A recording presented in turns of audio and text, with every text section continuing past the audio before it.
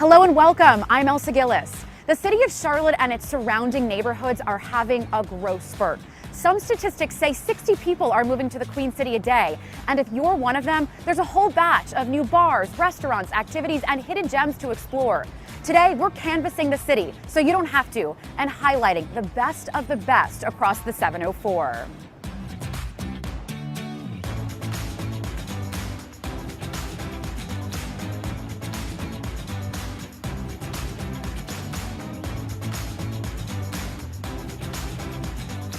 Tap, then pour.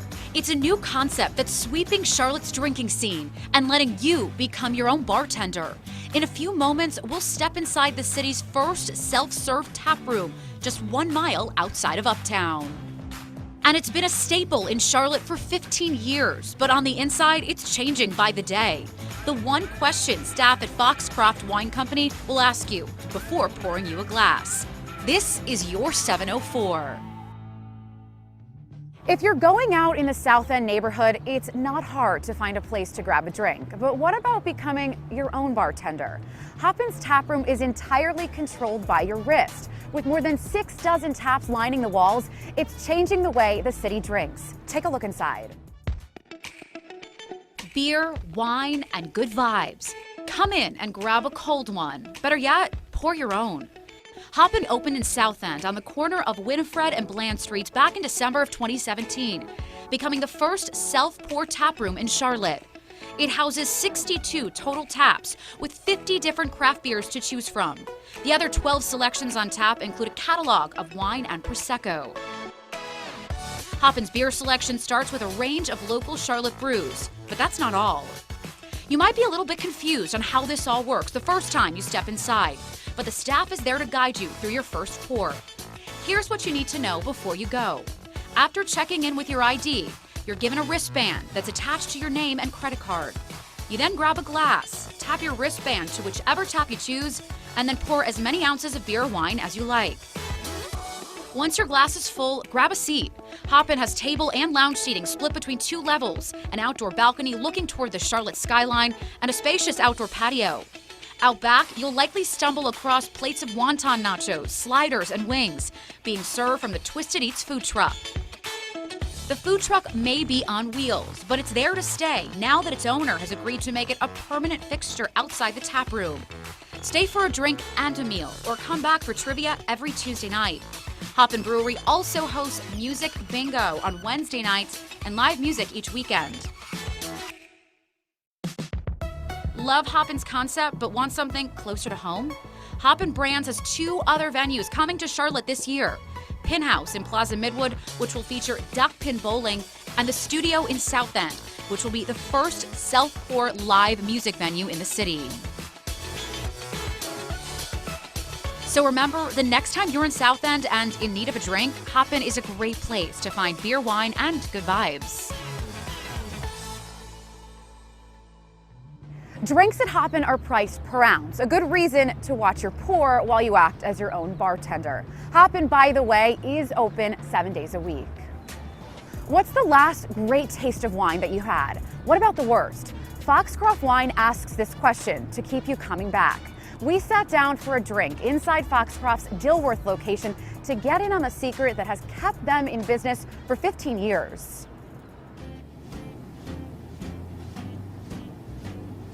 What's the last great taste of wine? Not necessarily a bottle, but what's the last great taste of wine that you had?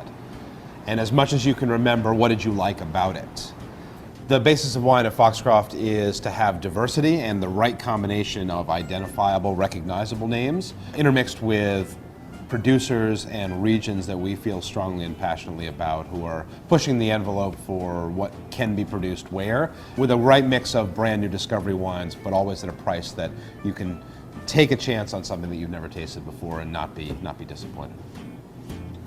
Everything that we do is about making wine more accessible and more enjoyable, and less of how wine used to be treated, a decade or 2 ago.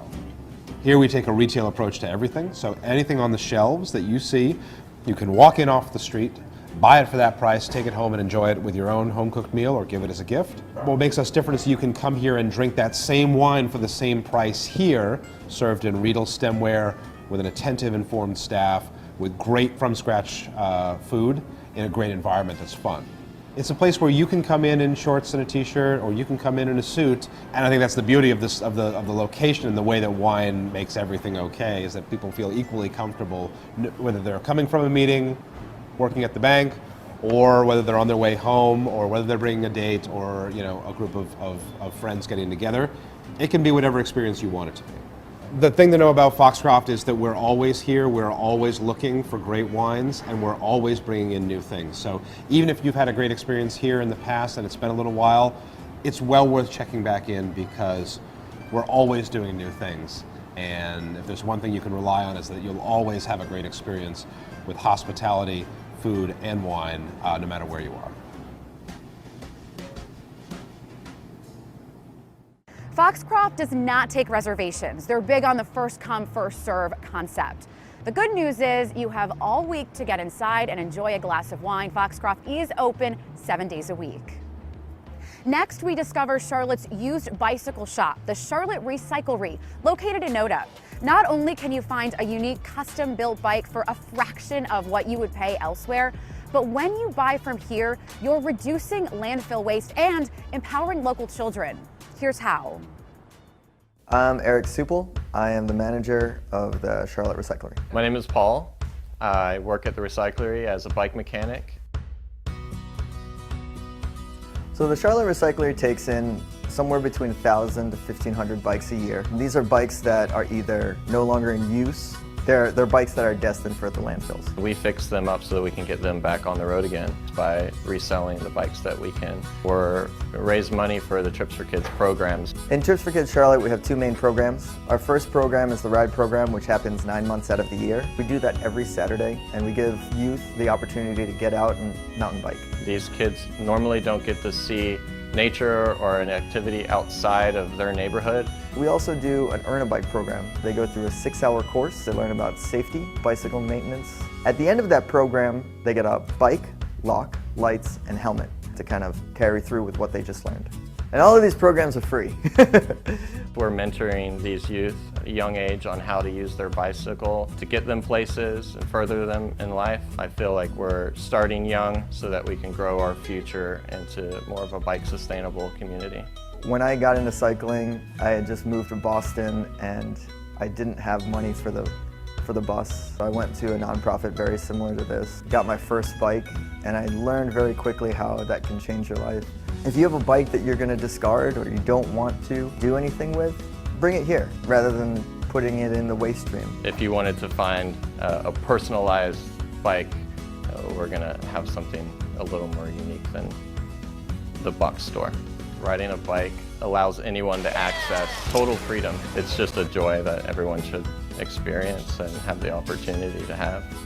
I see the Charlotte Recyclery as a means for supporting self-empowerment of people. We're awesome.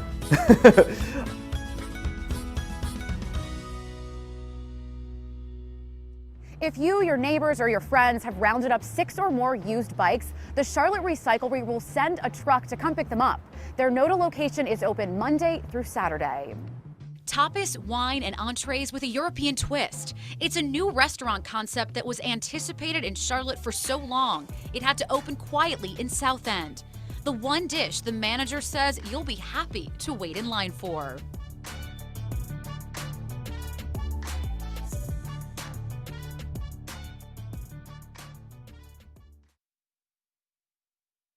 Welcome back to Your 704. I'm Elsa Gillis here at Romare Bearden Park.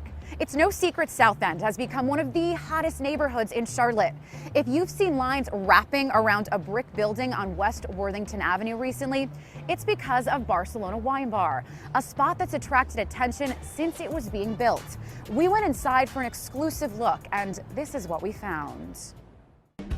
It goes back to Charlotte. It's got a really rich history, so we wanted to be able to come in and authentically tie ourselves into that. And appreciate, not just where Charlotte's going, but where it's been.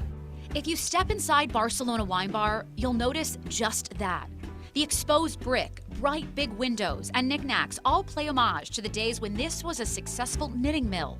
While Barcelona doesn't exactly take you back in time, it does take you somewhere else, and that's the point. We want you to sit down and be able to just disconnect from whatever it is in life that may be going on, and just have a moment to enjoy yourself, enjoy the people that you're with. I mean, that's the essence of where Tapas started.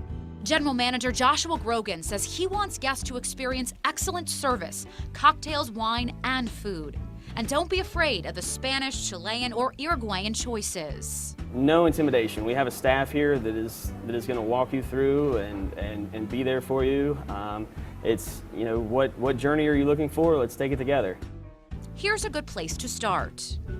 We have our Mangalica, which is another kind of signature kind of Barcelona experience. You know, we can actually come out and do that tableside. That's that piece of meat I see right there, right? That beautiful, gorgeous piece of meat, yes. And, you know, but that kind of opens up, you know, the menu. You sit down, you've got some drinks coming, have some meat and cheese. It's just kind of Good place to start. good place to start. For me, it's a little cliche. Instead of follow your heart, I just say follow your stomach. For Chef Nicholas Daniel, you could call his journey to Barcelona Wine Bar fate, having lived in Spain before moving to Charlotte. So Spanish cuisine is kind of his thing. Spanish cuisine is all about rustic and simplicity. Tell us about some of the things that we have here. This is our red snapper crudo. It's got a spice called merquén on top, which is a smoked horn pepper spice. We also have lemon juice, Arbequina olive oil, a little bit of chives, and some flake salt to finish it off. It's very bright, very crisp, and just a great starter for your dinner. Another one of his favorites, this beautiful squash hummus, something foodies out there will absolutely want to try. The main ingredient about this is the way we do the squash. We cook them in our Harrison ovens, which are the only ovens in the United States like this. They're coal ovens. That just adds this flavor that it's just one of those things you can't really describe. You have to try it for yourself. And guess what, brunch connoisseurs? Sunday Fun Day will soon get another option. We don't want to rush anything, but obviously we want to get to that point where, you know, yeah, we're ready for brunch. I mean, we've got a beautiful patio. I know the value of patio and brunch in Charlotte. Two things kind of go hand in hand. Peanut butter and jelly. It is. It also gives us something, though, to look forward to and to be excited about. Until then, come in, pull up a chair, and stay a while. I just want them to leave their life their normal life outside the door, come in and just relax. The chef says they use as many local ingredients as possible: meats, spices, cheeses, produce. And if you've been to other Barcelona wine bars around the country, don't think you've seen it all. The chef has a lot of creative control over the menu, so the Charlotte location is one of a kind. It's a game that requires speed, skill, and a level of grit that will leave you in awe. We're strapping on our skates and taking you onto the rink to experience the high-contact sport of roller derby next on Your704.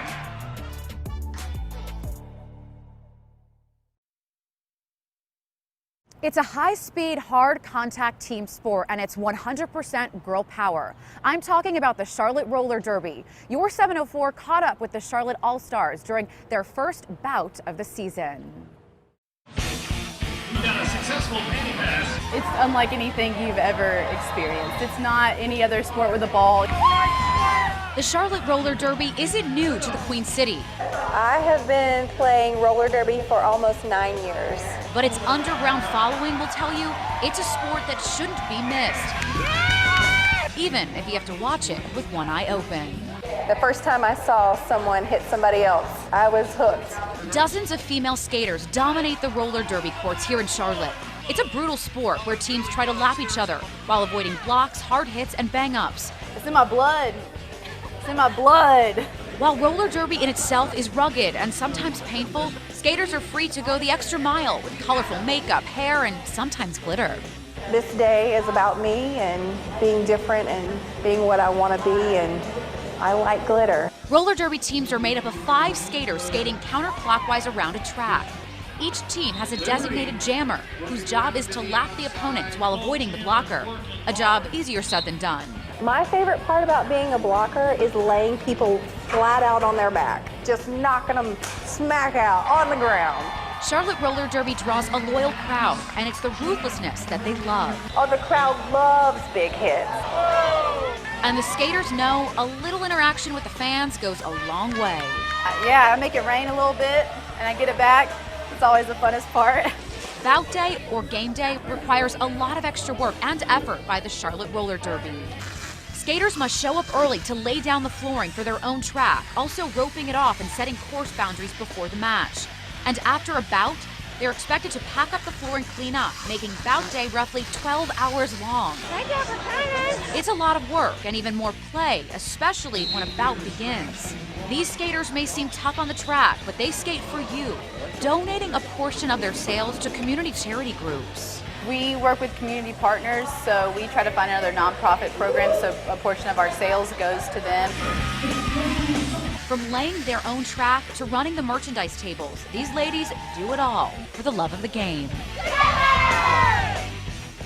Anyone can join the Charlotte Roller Derby, regardless of how well they skate. Check out Skate Charlotte. Classes are held 2 times a week, and the Roller Derby League is built out of that group as they slowly learn the basics of the sport. South End, a neighborhood with a Milltown past, now with an endless list of things to do. We're narrowing down that list to 5 unique stops you should make in a single day. That's next on Your 704.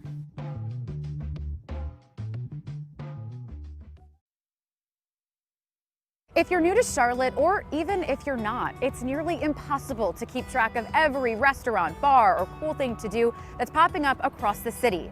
That's why we're breaking them down neighborhood by neighborhood. And where better to start than one that's seen explosive growth?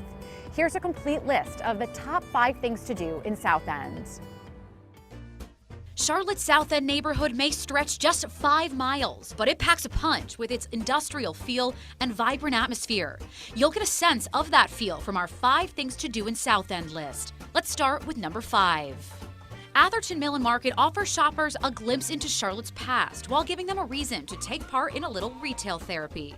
In the last few years, Atherton Mill has evolved from a refurbished retail space to a mecca for shopping and dining. Sometimes referred to as the soul of South End, Atherton Mill is home to stores like Anthropologie, Free People, and Alton Lane. In between stores, you can grab a sushi roll and cocktail at Oku, or get your caffeine fix at Notch's Coffee. On Saturdays, Atherton Farmers Market showcases local farms and products. Our number 4 thing to do in South End will take you across the pond while staying close to home. The Manchester opened on South Boulevard back in February. The restaurant calls itself an American pub with a British flair. You may be surprised to learn that secrets lie underneath the Manchester. That secret? A speakeasy called Room 1812 that requires a special password to enter. We found out you have to talk to the hostess to get that password, and it changes daily. Now to number 3, the Candle Bar. Consider coming here if you ever need to entertain a group of friends from out of town, or if you're looking for something relaxing to do on a Friday night. The Candle Bar experience works in 3 steps. Pick a vessel, choose your fragrance, and pour. It takes about 3 hours for candles to set. You're welcome to come back to pick up your creation or have it mailed to you. Second on our list is a visit to Lincoln's Haberdashery, a small market that certainly sparks some curiosity for those who notice it while driving along South Boulevard. Most of your food and drink needs can be filled at Lincoln's. The market sells wine by the bottle, as well as sandwiches, fresh pastries, coffee, and homemade ice cream. Couches, chairs, and picnic-style seating also make Lincoln's a great spot for work or business lunches. Charlotte's artistic arm reaches into South End in the form of several outdoor wall murals. Our number 1 thing to do in South End includes tracking down as many of those murals as you can and grabbing a photo in front of each. Here are a couple to get you started. The Confetti Hearts wall spreads a simple message with the words "Be kind" painted on it. Grab your camera and step in front of the wall of hearts, located on Camden Road behind Jenny's Splendid Ice Cream. Head down the road a little bit for the Charlotte Panther mural on South Main Street. Its striking features and mesmerizing design can be spotted on the side of the Pasta and Provisions Market. There are at least 10 other murals scattered through South End. See if you can find them all.